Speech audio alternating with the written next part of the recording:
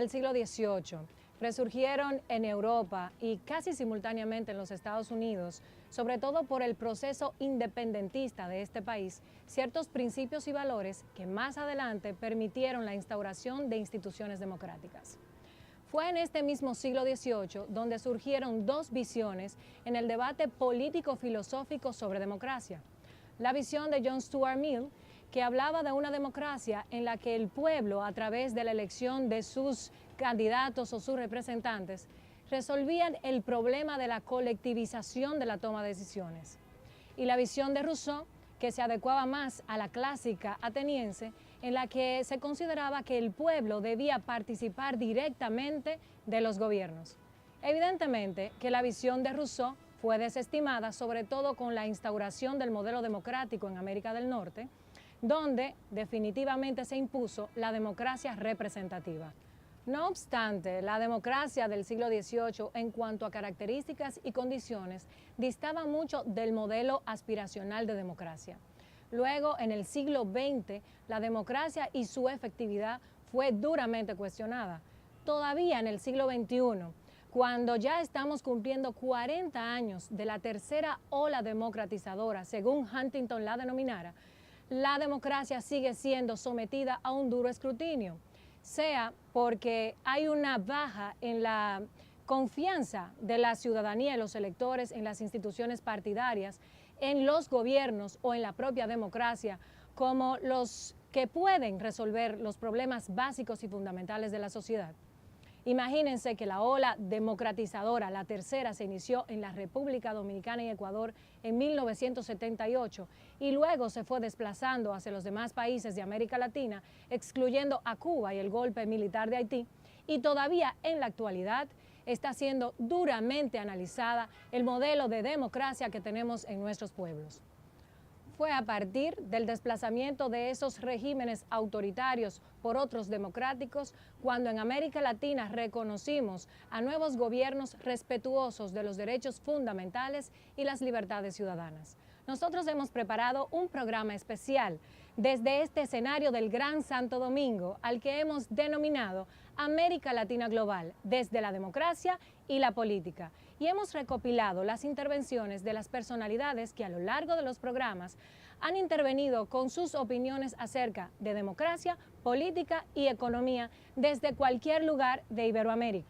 En este primer bloque vamos a ver la entrevista al secretario general de la Organización de Estados Americanos, OEA, Luis Almagro, en el marco de la sede del Foro Global América Latina Caribe, celebrado por la Global Foundation for Democracy and Development, GFDD, cuya sede hermana en la República Dominicana es la Fundación Global Democracia y Desarrollo.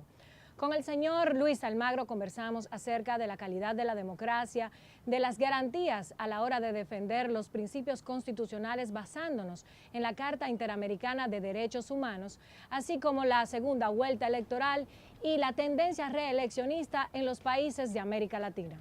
Véalo a continuación.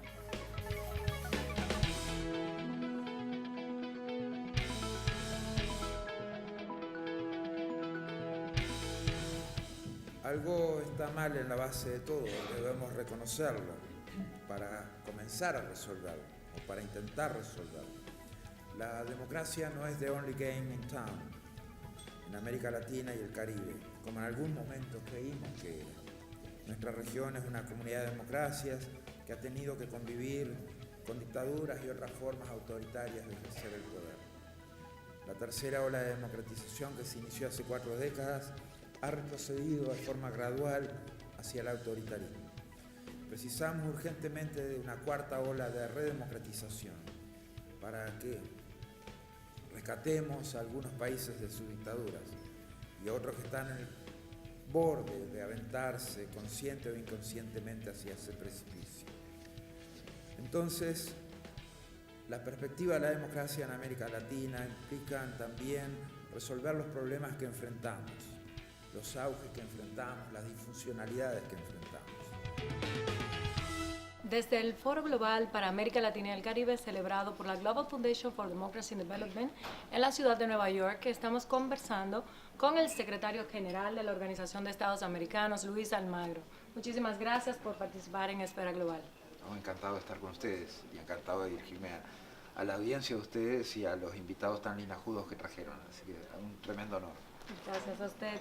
Sobre el tema de la democracia, ¿usted considera que están fallando los mecanismos de prevención y sanción que garantizan el buen orden constitucional y democrático de nuestros países? No, yo creo que están funcionando y eso ya es algo muy positivo. O sea, tenemos que ver que la región durante 10, 15 años pretendió que no tenía ningún problema, mientras la corrupción de Odebrecht y PDVSA era rampante en el continente, mientras las malas prácticas se iban instalando sin que hubiera respuesta de parte de la comunidad hemisférica. Hoy los mecanismos internacionales de defensa de la democracia están funcionando, obviamente con las dificultades que pueden tener, pero han sacado resoluciones muy importantes en el marco de la OEA, tanto en el tema Nicaragua como en el tema Venezuela. Por lo tanto, estamos mucho más cerca de dar respuesta a las respuestas que los ciudadanos y los pueblos necesitan y merecen. ¿Sobre quién recae la responsabilidad de proteger la democracia más allá de la jurisdicción nacional? Mira, o sea, si uno ve lo que ha ocurrido en el continente a todo lo largo de la historia, y esto es algo que ya lleva tiempo y lo vemos por primera vez en 1826, y son palabras de Simón Bolívar, en el cual dice que hay que defender esta forma de gobierno republicano y que de lo contrario el país que se aparte de esta forma de gobierno debe ser excluido de la misma. Luego, creo que la Carta Democrática Interamericana plasma eso, recoge eso.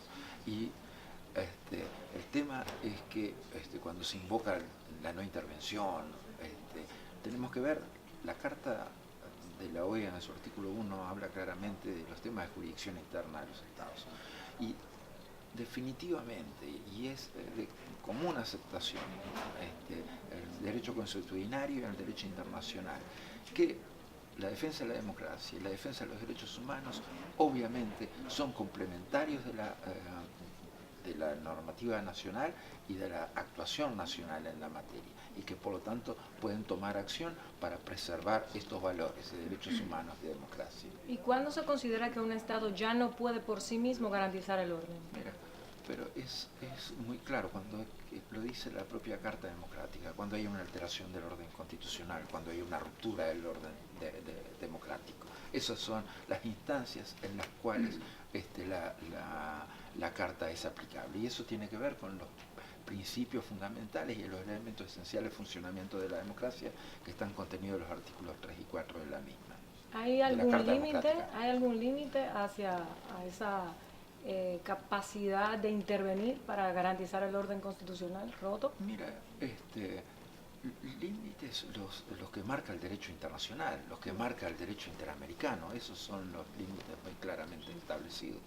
¿Cuál ha sido el papel de la organización en este superciclo electoral, alrededor de 15 elecciones que ha vivido y está viviendo la región? Sí, que ha sido una fuerte demanda en términos de recursos humanos, de recursos materiales, de recursos financieros. Ha sido puesta a prueba la organización, digamos, ha tenido que dar examen mucho más seguido y por lo tanto ha tenido que dar respuestas eficientes mucho más seguido. Pero en lo que va del año, ¿y cómo vamos? Vamos bien. Entonces esperemos que las próximas elecciones definitivamente no nos apartemos de esta eficiencia que hemos tenido hasta ahora. ¿Y cuál es la postura de la organización respecto de esta tendencia reeleccionista o de reforma constitucionales para perpetuarse de forma indefinida en el poder en la región? Mira, nosotros hemos hecho trabajos al respecto y el último trabajo tiene que ver con la consulta que realizamos a la Comisión de Venecia, donde quedó muy claro el tema de la vinculación, reelección, derechos humanos en función de esa consulta jurídica. El tema es que esto es una práctica que no tiene ni un día ni dos, esto arrancó hace bastante tiempo y arrancó hace bastante tiempo bajo el ojo, digamos, permisivo de todos. Entonces hoy estamos el tema es en qué punto se logra revertir esta costumbre que se ha instalado en el continente. Y finalmente, ya para no agotar su tiempo de más, ¿qué implica una redemocratización ante ya el retroceso de la tercera ola democratizadora? Mira, o sea, significa directamente influir y ejercer presión a través de los mecanismos diplomáticos y de los procedimientos del sistema interamericano para revertir los procesos que se han venido dando específicamente en Venezuela, revertir el proceso en Nicaragua y también dejar claro que lo que pasa en Cuba es definitivamente inaceptable, es una dictadura que lleva décadas y definitivamente es un muy mal espejo en el que mirarse para todos. Muchísimas gracias, secretario, por su tiempo y por sus orientaciones que sin duda serán muy valoradas por el pueblo dominicano. Muchas gracias a ustedes. Después de esta interesante entrevista al secretario general de la Organización de Estados Americanos, nosotros también queremos conocer su opinión. Cuéntenos, ¿qué considera acerca de la calidad de la democracia en la región? O quizás, ¿cuáles son sus expectativas acerca de las próximas elecciones a celebrarse en la República Dominicana en el 2020 como un termómetro para medir la calidad de nuestra propia democracia? Hágalo a través de nuestras redes sociales, @Esfera Global es nuestro usuario, a través de Instagram, de Facebook y de Twitter. Y recuerde que también tenemos habilitado nuestro canal de YouTube con el mismo usuario. Vamos a una breve pausa y cuando retornemos más de estas interesantes intervenciones de los expertos. Regresamos.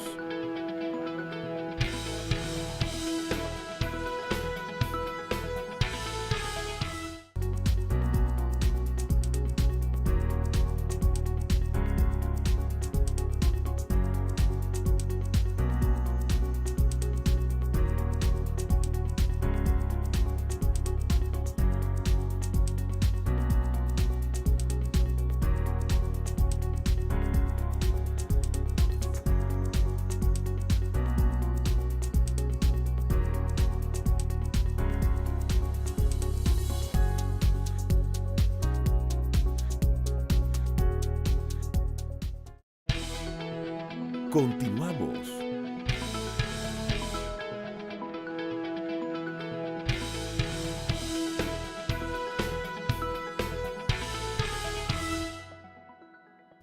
Estamos en el especial América Latina Global, desde la democracia y la política, y nuestro escenario es el Gran Santo Domingo. En el trienio 2017-2019, América Latina va a ver o verá comicios electorales de 14 de sus países, desde México hasta Argentina. Y esta es una muestra del estado de la democracia en la región, así como de que este es el modelo que predomina en la mayor parte de nuestros países. Sin embargo, su calidad y su estabilidad no están garantizadas, sea por la falta de confianza de los ciudadanos hacia las instituciones partidarias, hacia los gobiernos o hacia la propia democracia. Estuvimos en el Foro Global América Latina y el Caribe, celebrado en la ciudad de Nueva York por la Global Foundation for Democracy and Development, GFDD, cuya sede hermana en nuestro país es la Fundación Global Democracia y Desarrollo. Allí tuvimos la oportunidad de entrevistar al expresidente de Bolivia, Carlos Mesa. Con él hablamos acerca del estado de la democracia en la región, sus más importantes desafíos y oportunidades, segunda vuelta electoral y otros temas. Véalo a continuación.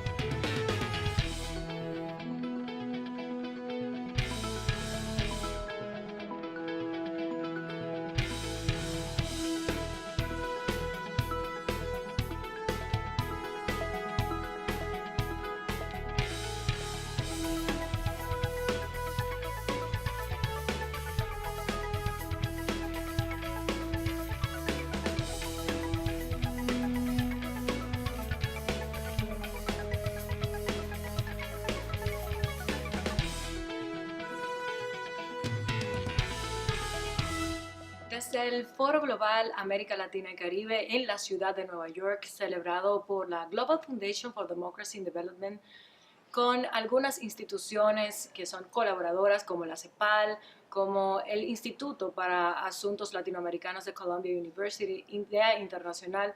Estamos conversando con el expresidente de Bolivia, Carlos Mesa. Muchísimas gracias por atender a esta solicitud de Esfera Global.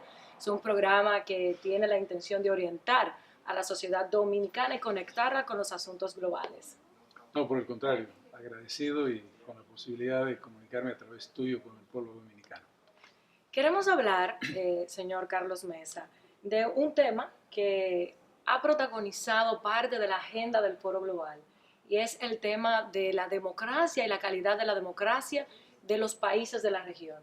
Estamos ante un superciclo electoral. ¿Usted podría explicarnos por qué superciclo electoral? Bueno, el concepto tiene que ver con que en los próximos meses y un poquito más, un año, vamos a tener una cantidad muy importante de elecciones, un número muy significativo de procesos electorales en América Latina en un momento crucial.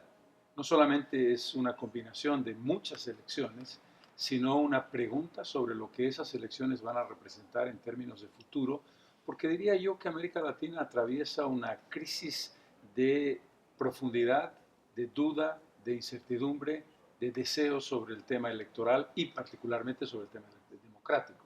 Y creo que esas respuestas son claves en la medida en que los pueblos elijan a determinadas personalidades para conducirlos. Este es, yo creo, el desafío fundamental. La democracia atraviesa un momento de desajuste muy complejo en América Latina que tiene que ser resuelto en parte por las elecciones. ¿Y cuáles son los desafíos más importantes que ha observado usted en materia de calidad de esa democracia en alguno de esos procesos que ya se han iniciado, otros que están pendientes? Primero, algo muy importante. Somos 20 países latinoamericanos y la mayor parte de ellos llevan adelante un conjunto de acciones que puede definirse como de profundización de democracia, de maduración de democracia y de respeto a las instituciones democráticas. Eso para poner en contexto algo que se piensa cuando se habla de América Latina de una crisis global. No, diría yo que la mayor parte de los países latinoamericanos están desarrollando desde hace 40 años un proceso adecuado. Pero hay algunas, y algunas muy importantes. El caso del nuevo presidente electo de México, don Andrés Manuel López Obrador, que plantea una interrogante sobre si continuará o no la línea económica, por una parte, y cómo enfrentará la lucha de la violencia interna que vive México. El caso de Brasil, particularmente sensible. La situación del presidente Lula, del PT y las candidaturas que están planteándose en el Brasil, en pocas semanas vamos a conocer los resultados, que pueden generar un giro muy significativo en un país que atraviesa una crisis política muy profunda desde la salida de la presidenta Rousseff. El caso de Argentina, que no tiene un ciclo electoral inmediato, pero que atraviesa un momento de crisis económica que era impensable. La pregunta sobre qué va a ocurrir con Venezuela, que ha, comillas, resuelto temas electorales de una manera más que discutible. Yo creo que el autoritarismo en el caso de Venezuela es un drama para América Latina. Y un conjunto de preguntas. En mi propio país tendremos elecciones el próximo año, 2019, con un presidente, el presidente Morales, que se niega a aceptar los resultados del referéndum que impiden su repostulación a la candidatura presidencial. ¿A dónde va América Latina en la construcción de institucionalidad democrática? Diría yo que debemos recuperar valores esenciales y modificarlos hacia caminos que sean de aporte de nuestra propia experiencia histórica.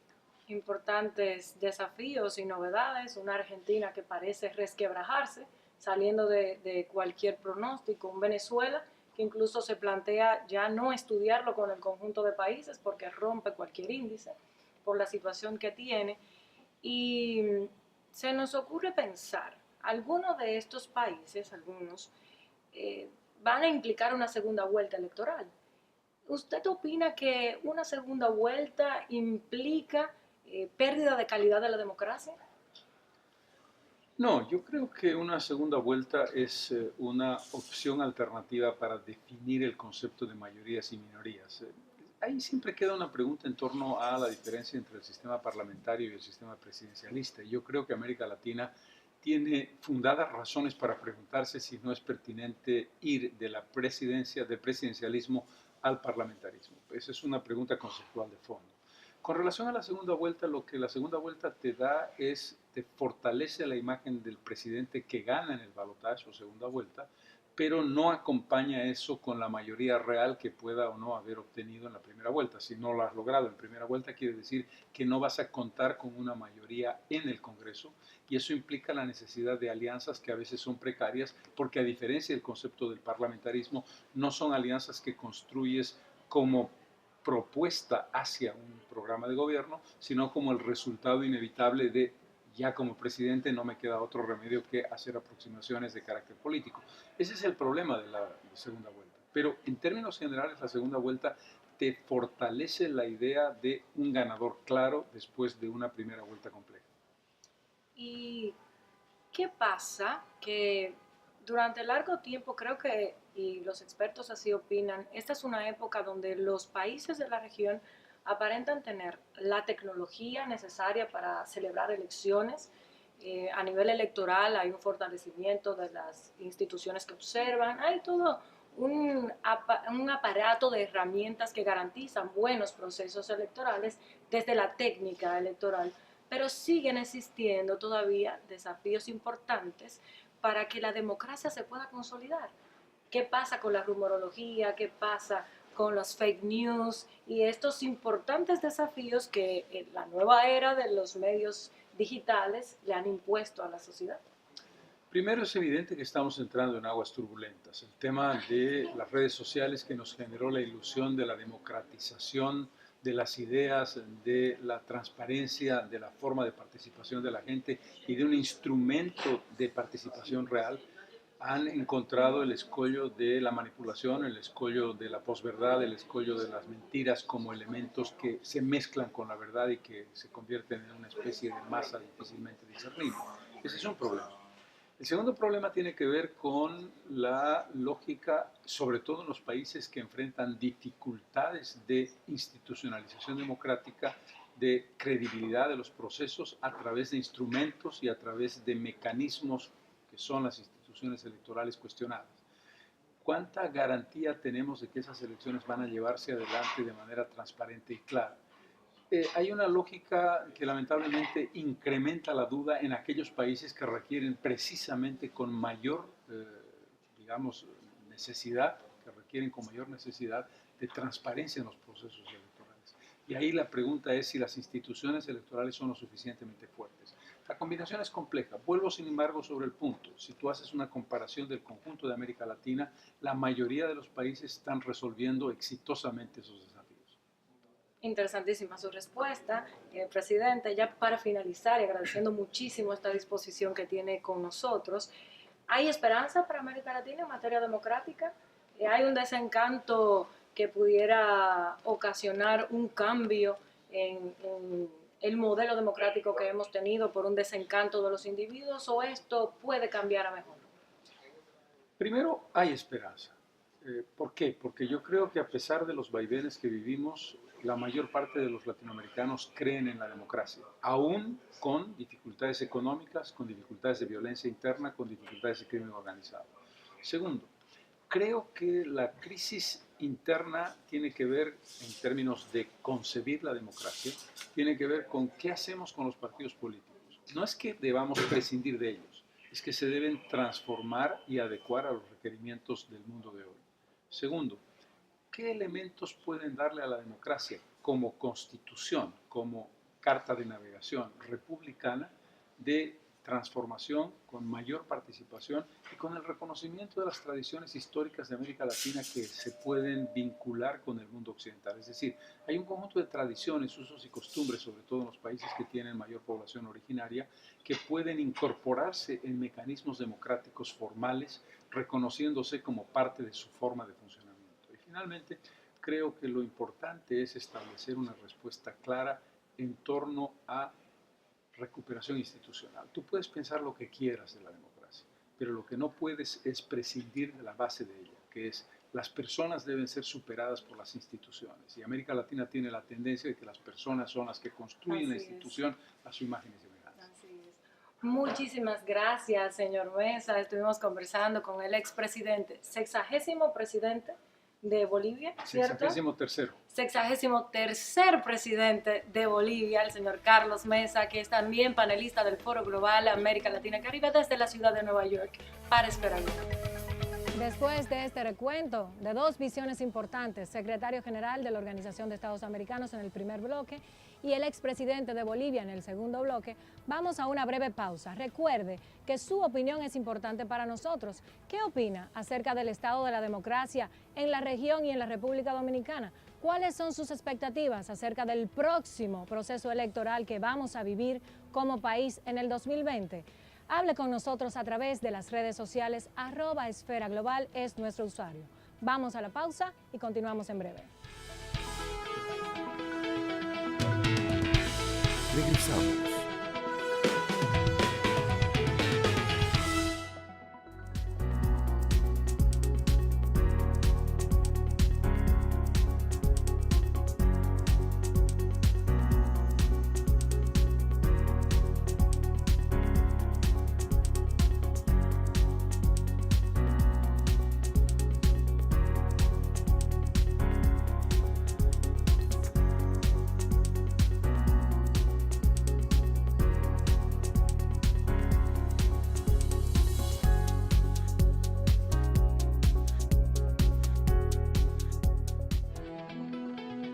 Continuamos.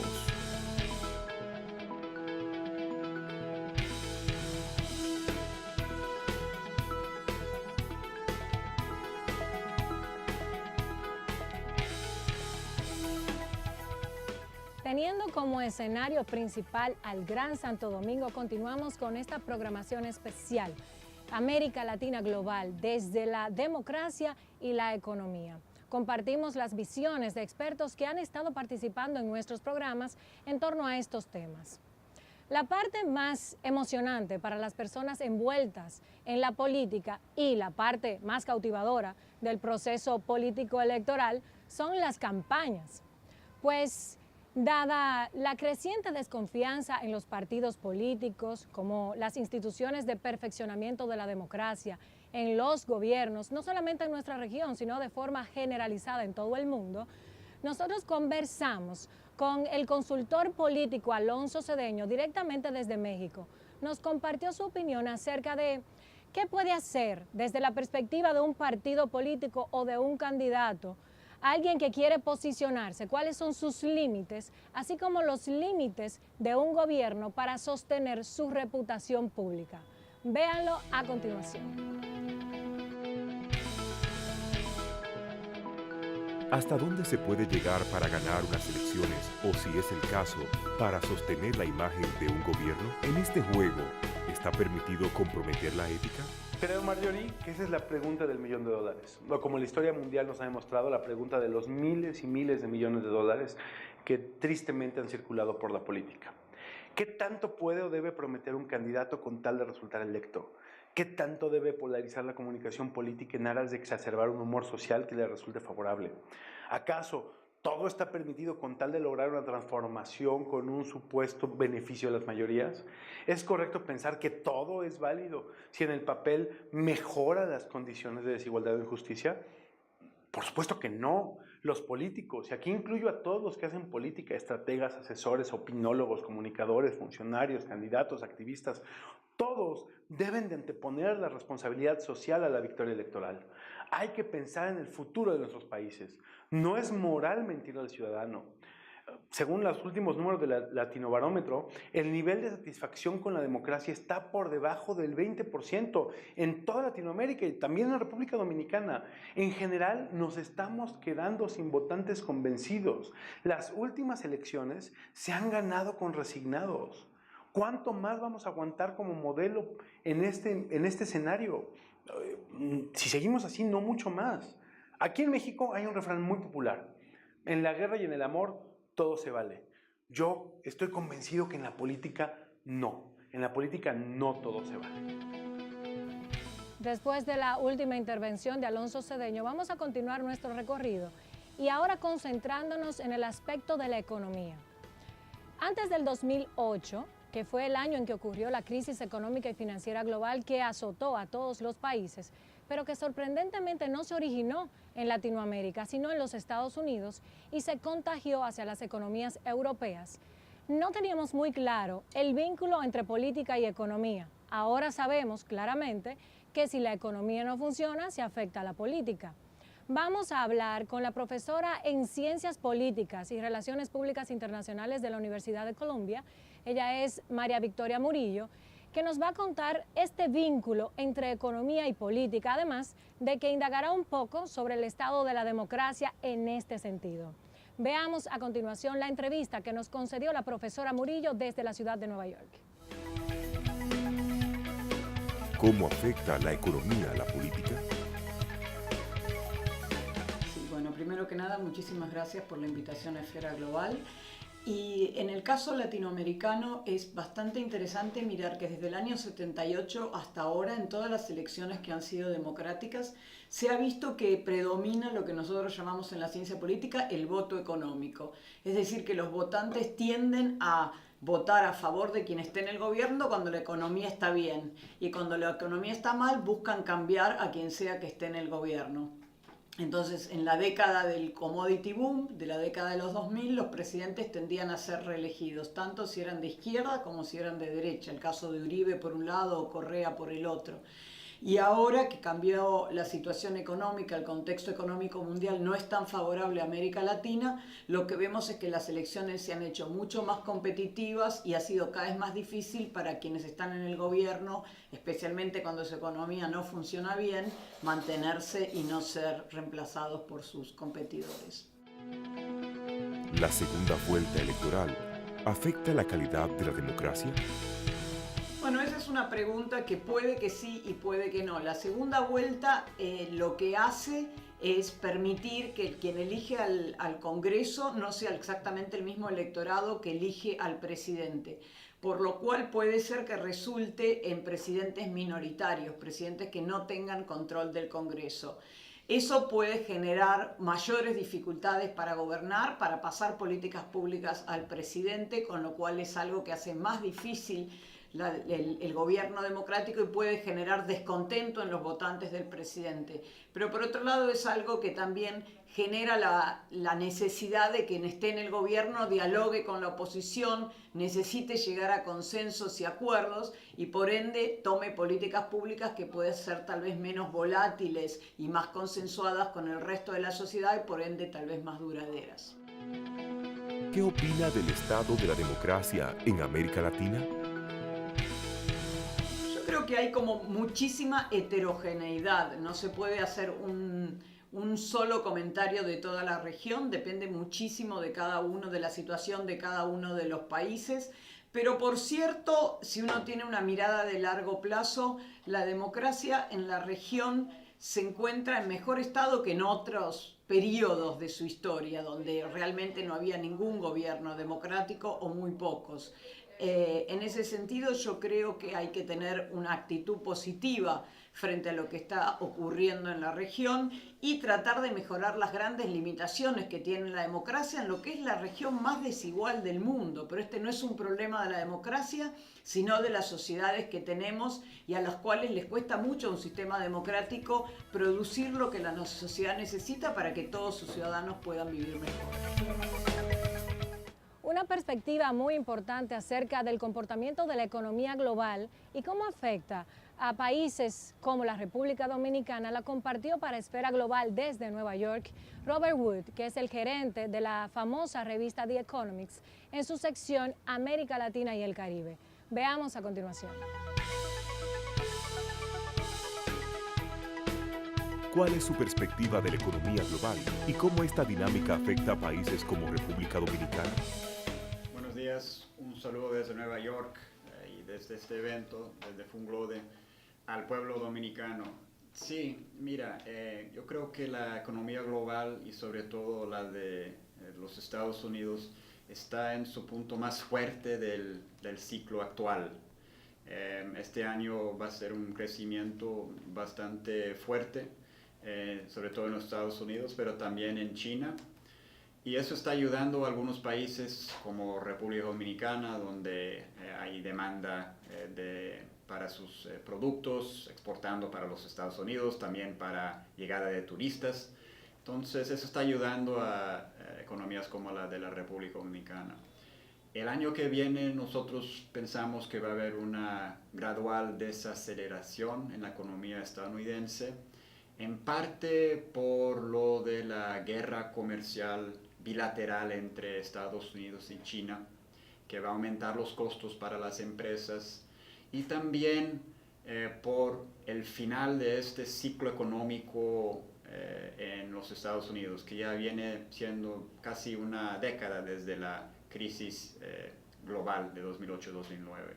Entonces los Estados Unidos está llegando al final de ese ciclo y se va a desacelerar poco a poco en 2019 y en 2020.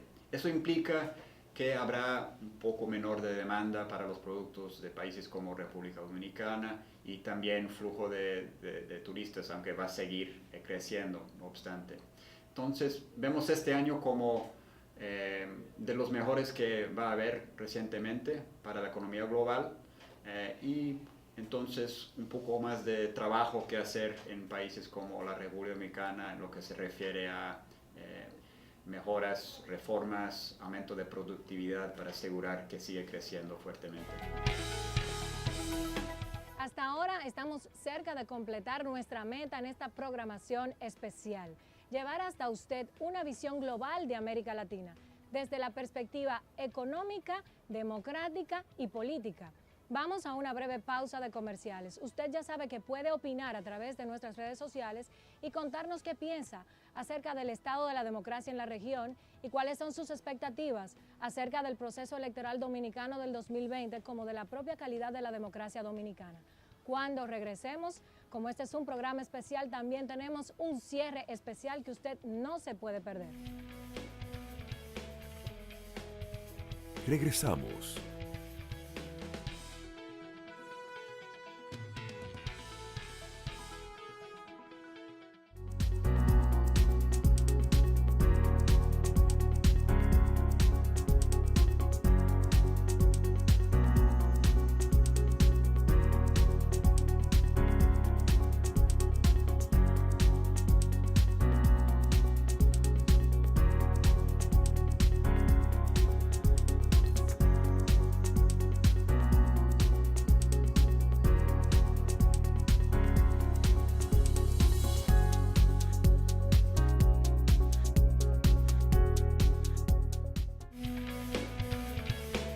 Continuamos. Continuamos en esta programación especial, llegamos a la parte final y nuestro escenario, como ven, es nuestra hermosa ciudad capital, Santo Domingo. Tenemos la presencia de un joven de quien tenemos una alta valoración. Él es abogado, experto en Derecho Internacional Privado. A su corta edad ya tiene sus propias publicaciones en esta materia. Además es docente, investigador y el director del Observatorio Político Dominicano de la Fundación Global Democracia y Desarrollo. Le damos la bienvenida a Natanael Concepción. ¿Qué tal, Natanael? Gracias por estar en Esfera Global. Gracias por la invitación, un placer estar contigo, querida Marjorie, en este espacio tan innovador que has inaugurado, por el cual te felicitamos, Esfera Global. Muchísimas gracias y nosotros esperamos que tu presencia sea más a menudo en Esfera Global. Y cuidado si te quedas. No, con gusto, muy agradable estar aquí contigo y con tu teleaudiencia. Gracias, Natanael. En este especial nosotros hemos estado haciendo un recuento acerca del estado de la democracia y también algunas perspectivas de la economía global. Cómo este comportamiento puede afectar a economías como la República Dominicana y ese vínculo que hay entre política y economía. En esta parte queremos precisar contigo un poco, hacer un balance un poco más claro, más condensado acerca del estado de la democracia en la región. Veníamos contando que la transformación política, económica y social en América Latina da ciertos síntomas de crisis no necesariamente bien atendidos por las autoridades. Sí, justamente, como bien tú has dicho anteriormente, en este mismo programa, en América Latina predomina el sistema de la democracia. Es decir, hemos llegado al punto en el que la mayoría de los gobiernos son electos a través de elecciones, o sea que la democracia desde el punto de vista de la legitimidad electoral funciona. El problema está en cómo el ciudadano se siente con relación a la democracia y la calidad de la democracia. Y eso tiene que ver con dos fenómenos fundamentalmente, con el desarrollo, y ahí viene la vinculación que tú haces con la economía, con el desarrollo económico que ha tenido América Latina, y ese desarrollo económico ha generado un conflicto sobre todo con las clases medias que se sienten inconformes con la forma en que funciona la democracia, sobre todo con la forma en que funcionan los servicios. Por ejemplo, la pregunta obligada es ¿por qué el servicio de salud pública funciona peor que el de salud privada? ¿Por qué el transporte público no me funciona? ¿Por qué determinados servicios que yo debo recibir del Estado no están no los recibo en la forma en que lo debo recibir? Entonces, eso lo refleja, por ejemplo, el Latinobarómetro, cuando dice que del 2008 al 2018 aumentó el número de ciudadanos en Latinoamérica inconforme a la democracia, pasando de un 51% a un 71%. Es decir, que más de la mitad, mucho más de la mitad de los habitantes de Latinoamérica se sienten inconformes con la democracia. ¿Y por qué se sienten inconformes? Sienten inconformes porque sienten que la democracia no están obteniendo la respuesta a los problemas y los desafíos que ellos afrontan como ciudadanos. ¿Y esas cifras también se reflejan en la República Dominicana? Sí, en la República Dominicana, curiosamente, lo que costó en América Latina una década, del 2008 al 2018, en descenso la democracia, en la República Dominicana se ha dado en 2 años. Del 2016 al 2018, dice el Latinobarómetro, que nosotros perdimos 16 puntos de apoyo en la democracia. Estamos conscientes de esa realidad, porque uno ve el clima de la política y parece que no estamos atentos a estos índices. Claro, lo que pasa es que en la República Dominicana hemos tenido una relativa estabilidad porque ha habido crecimiento económico, hay elecciones regularmente, se ha dado la alternabilidad democrática y además el sistema de partido en República Dominicana suele convocar al 70% de los ciudadanos a votar. Hay una abstención que como mucho ha llegado a un 30% en los años en los que ha habido más abstención. Eso hace pensar que la democracia dominicana funciona bien, pero eso también ignora signos de tensiones, como este que acaba de evidenciar Latinobarómetro, signos de insatisfacción que también se muestra. Por ejemplo, el 84% de los dominicanos entrevistados en Latinobarómetro decían que sienten que los gobiernos en general gobiernan para una pequeña élite, o sea, y se sentían insatisfechos con los gobiernos. Eso te dice que en nuestro sistema hay tensiones y hay descontento de los ciudadanos que tienen que ser atendidos. No hay una crisis, insisto, hay tensiones y señales de alerta que pueden llevarnos a una crisis. Y hablemos de partidos, ya que ha salido en la conversación. Solo el 15% de los latinos confía en los partidos políticos y según el Centro para el Desarrollo y la Apertura de América Latina, hay en el listado, en el índice que ellos formulan acerca de las instituciones democráticas, los partidos políticos son los que gozan de menos credibilidad ante la población. ¿Cómo se plantea el futuro de los partidos políticos ante este escenario? Los partidos tienen que reinventarse y tienen que conectar más con el ciudadano. Y si no lo hacen, corren el riesgo de lo que acaba de pasar en Brasil, que sale Bolsonaro, o lo que acaba de pasar en México, que gana López Obrador, o lo que incluso pasó en Estados Unidos, donde lograron una transición dentro del mismo sistema de partido. El Partido Republicano logró ajustarse a Trump, o Trump logró atraer al Partido Republicano hacia él, pero si no hay una forma de conectar más directamente con el ciudadano, de ilusionarlo, de hacer al ciudadano parte de un proyecto, los partidos van a verse en una situación de crisis donde le van a surgir partidos, movimientos populistas que le van a desplazar. Entonces pudiera decirse que la izquierda latinoamericana, por referirnos a la latinoamericana, porque sabemos que desde el 2008 hubo una reconfiguración también desde la ideología en Europa.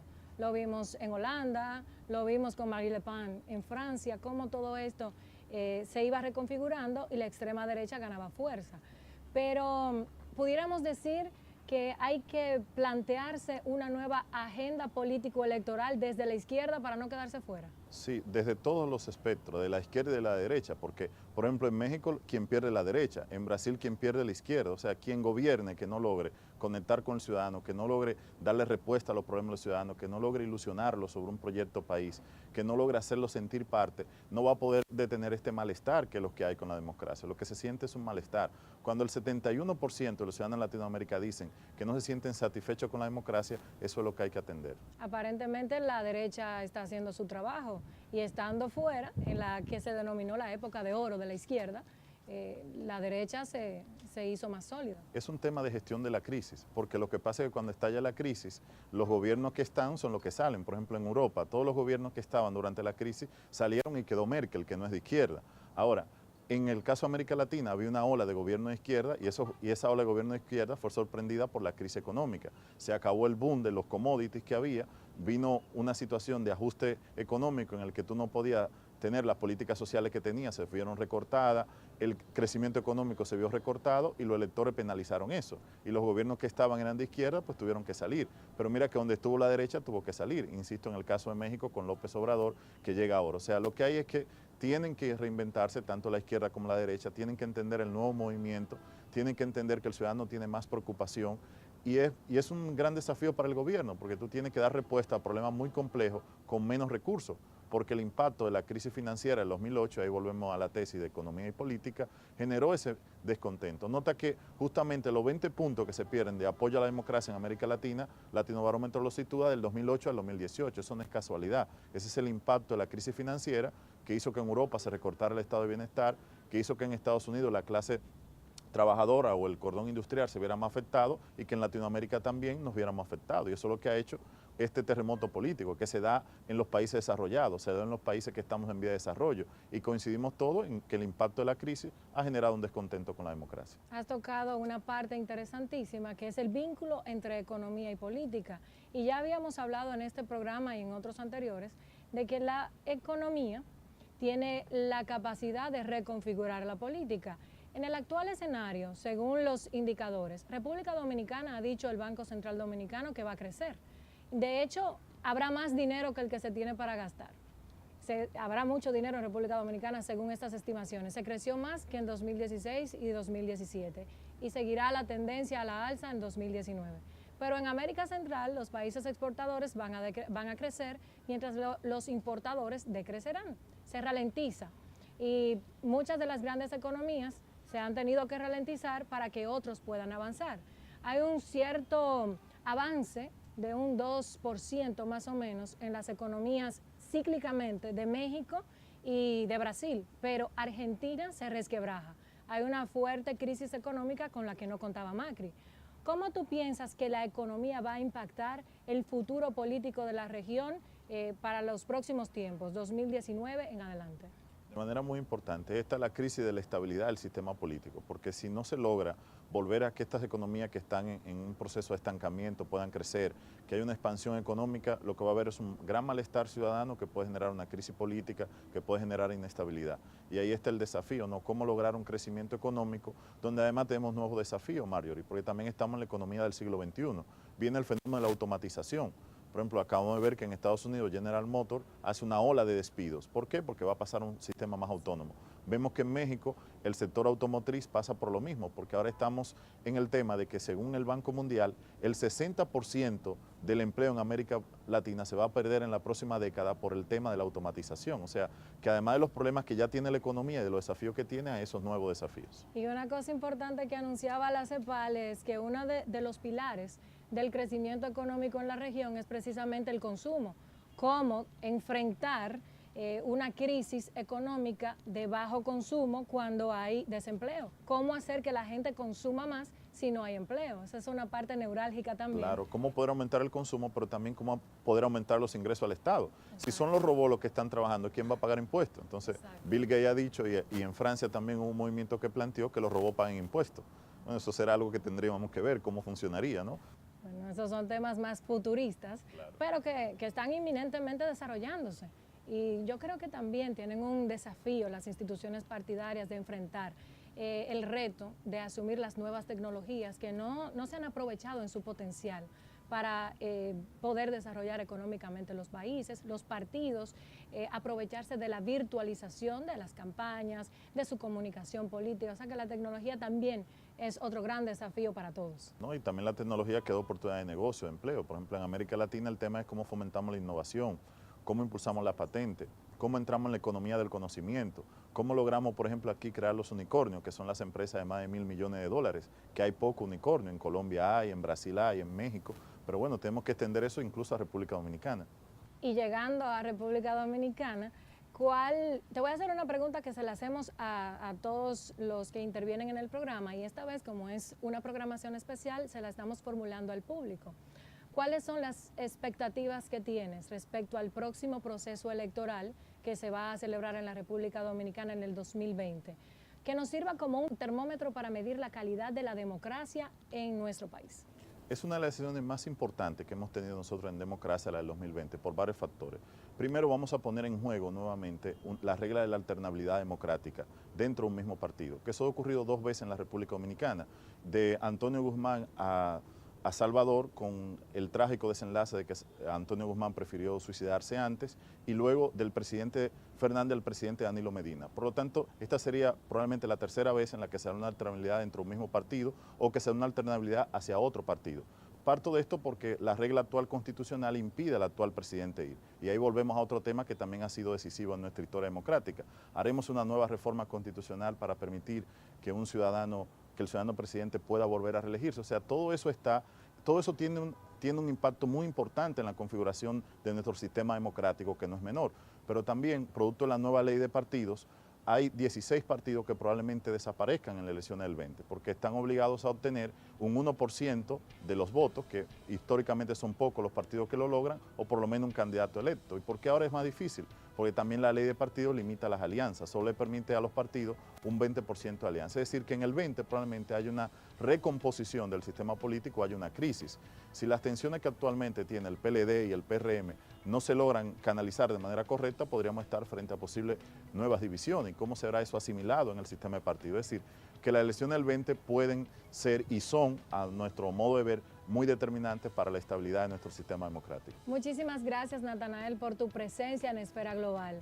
Como habíamos prometido en esta entrega especial, cumplimos la meta de llevar a usted una visión global de América Latina desde la perspectiva democrática, política y económica. Lo completamos con la presencia de Natanael Concepción y de todas las personalidades que han intervenido en este programa. Muchísimas gracias por su sintonía. Concluimos deseándole paz y felicidad en esta temporada.